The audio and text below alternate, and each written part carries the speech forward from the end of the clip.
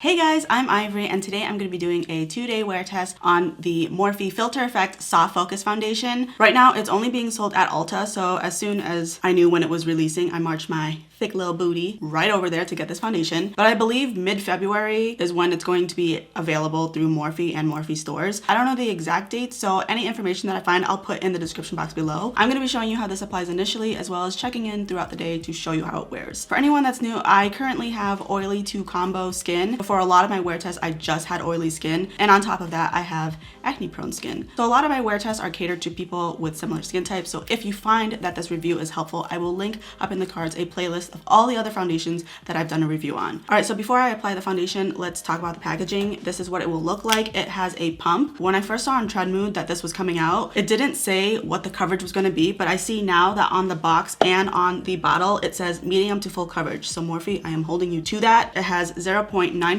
fluid ounces, which is a little less than most foundations. It's usually a solid 1 fluid ounce, and it retails for $20. The shade that I got is medium 14, so I have a little bit of a story. By the way, if you're trying to skip to any particular part, I do put timestamps in my description box, so you should be able to skip to whatever part you need to. If right now you're screaming at the screen like, just put on the foundation, there's gonna be a timestamp for that. So when I went into my store, first of all, I already had a foundation that perfectly matched me so that I could shade reference, but for some reason, they only had foundation testers for the first like 5 foundations. So when I was looking at the descriptions, of course, the ones that I was curious about had no testers, and they wouldn't let me open the bottle, which is fine. I'm not gonna fight them about that, but at least 3 employees were circled around me. Like, we were trying to see the differences between the bottles because this is so frosted. This is why I hate frosted glass, because they all look the same and we couldn't tell the difference. And since there was no tester, I couldn't swatch it. So I ended up picking this one, and she's like, oh, if it doesn't work out, you can return it and go for something else. But I was like, it's not that, it's just, it seems incredibly wasteful because as soon as I return it, you're gonna throw this out. So we ended up picking this shade, and luckily it matched my face enough that I was like, okay, I don't need to return it. But just know there might be a different shade and undertone that might be better for me, but I wasn't able to find that out for myself because there weren't any testers. And also I didn't want to go through the hassle of returning it and then getting a new foundation and then being like, oh, actually the one that I just bought was actually a better fit. I didn't want to go through all that. So for me, this was close enough that I was like, okay, I'm not going to return it. And also on Ulta online and in stores, they say that if you buy this foundation, you'll get a free Morphe foundation brush. And I think she forgot to give it to me. We were having a conversation at the cash register about how it just snowed a lot the day before and how we were shoveling our driveway. So I think maybe she forgot, but by the time I realized it wasn't a big deal, I have enough foundation brushes. But if that really matters to you, just remember you get a free foundation brush. So get yours. So I'm gonna prime half my face to see if primer makes a difference. I'm using the Dermablend Poresaver Matte Makeup Primer, and I'm only applying this to the areas where I get the oiliest. So basically just the center of my face, and then with the remaining product, you kind of just push it outward. And then I'm going to be using 2 different applicators on either side just to see if there's a difference. And I'm going to be using a sponge and a brush since I think those are the most common applicators. On the brush side, I'm using the Morphe M439. Let's shake this up, and I'm going to go ahead and put in 1 pump and see where that takes me. So as you can see, the shade match is pretty good, but it really shouldn't have been that much of a struggle to find my foundation shade. The fact that I had 3 women surrounding me trying to help me and we all couldn't figure it out, and I had a different bottle to shade reference, is just absurd to me. I don't mind a little bit of a frost, like for example, the Rare Beauty one has a light frost, but this one is easier to see my shade. And you can see from the bottle, you see how much lighter this looks because it's so heavily frosted. And for this side, I'm using the Juno & Co microfiber sponge, which I found out, by the way, is now being sold at Target. So if you were interested in this product, because you guys know I love this microfiber sponge, it's now being sold there. The foundation is supposed to be long wearing, oil free, have a natural finish that hydrates skin and blurs imperfections for the ultimate soft focus look. It's infused with hyaluronic acid, vitamin E, and glycerin. So this is 1 layer of foundation. I can see right in the middle where they meet that the sponge side gave me more coverage, and also it used less product. I still have some residual from the 1 pump, whereas on the brush side, I had to use the entire pump. So the fact that I have better coverage using the sponge and I use less product makes me think that this is a better applicator to use for this foundation. I'm gonna go ahead and add 1 more pump, and I'm gonna use this remaining product for both sides because I've already used about 2 pumps. So I try not to exceed before. But this foundation, I'm already feeling it. It feels a little bit heavy, and the texture of it, it's almost lotiony, but like a thicker lotion. So I'm trying to use less product because if I'm feeling the weight of the foundation now, in a couple more hours, it's gonna feel really heavy on me. All right, 2 layers of foundation. This is, once again, the brush side, sponge side. After 2 layers, I barely see any of my discoloration. I see a little bit like right here, and then just a couple other spots, but I would say overall, this is pretty full coverage. You can see over here where it covered my blemish. First of all, the skin on top of it is very thin and dry and crusty. It's a little bit flaky, like it's clinging onto it kind of weird. And all the other areas, like right here, where there's a little bit of dryness, it looks a little flaky here too. By no means is this horrible, but you know, I'm reviewing this product, so I'm going to comment on every little thing I see. I'm gonna go ahead and fast forward the rest of my face. All the products that I'll be using are gonna be listed in my description box below.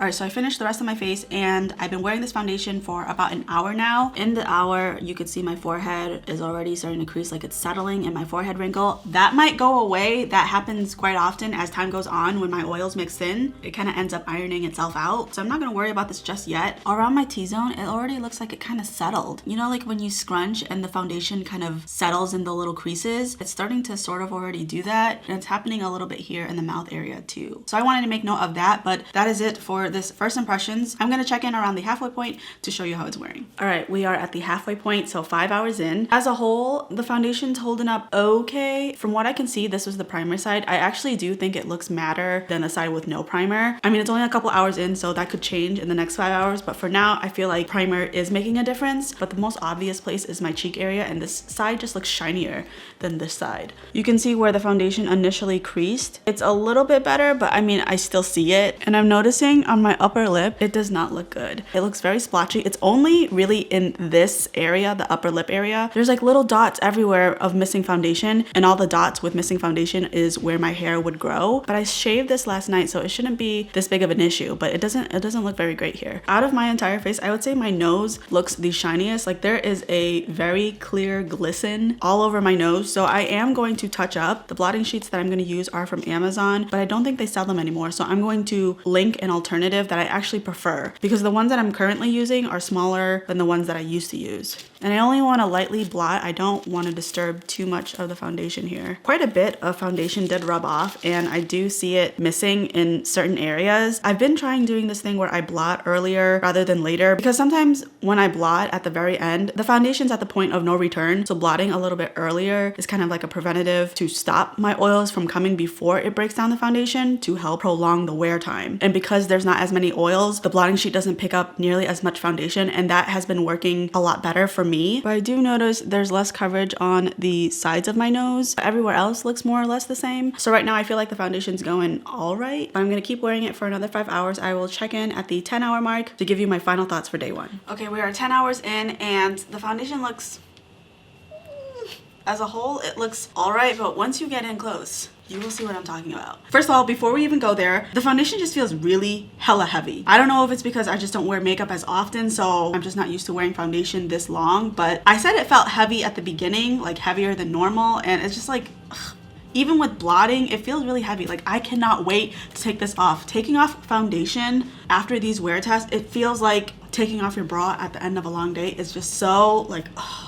One of the best feelings ever. So the upper lip area still looks really bad. My chin area, the foundation has rubbed off a lot. I can see a lot of my skin peeking through. I would say on the cheek areas, everything has held together pretty well. This, like the center of my face, is the part that I'm not super happy about. You can see right here at the corner of my lip, there's a little bit of dryness, and it's just like flaking. In my T-zone, it looks all right. I mean, It looks all right. And you can see that forehead wrinkle that I had at the beginning. It has lessened and it's not as prominent, but it is still slightly there. If this is your first time visiting my channel, just know that I'll give my thoughts about how today went right now, but all my final thoughts about like recommending this foundation, I leave to the end so that nothing seems redundant. And on the second day, things have changed before and I've completely changed my mind about a foundation, so I don't give my opinions till the very end. As far as primer versus no primer, at the halfway point, I noticed there was a difference. This side felt a little bit more matte, which was the primer side. 5 more hours later, I don't really see a difference. If there is one, now I feel like they're equal, so I don't think primer makes a huge difference. Of course, the type of primer you use may change that result. Overall, I feel like the foundation it's all right. I'm not loving the foundation, but it's definitely better than the first one that they had, the fluidity one. That one was horrible. I did do a review on that. First of all, it smelled like straight up paint and I just did not like the way it wore on me. I eventually decluttered it, so it is better than that one, but is that saying a lot? I don't know.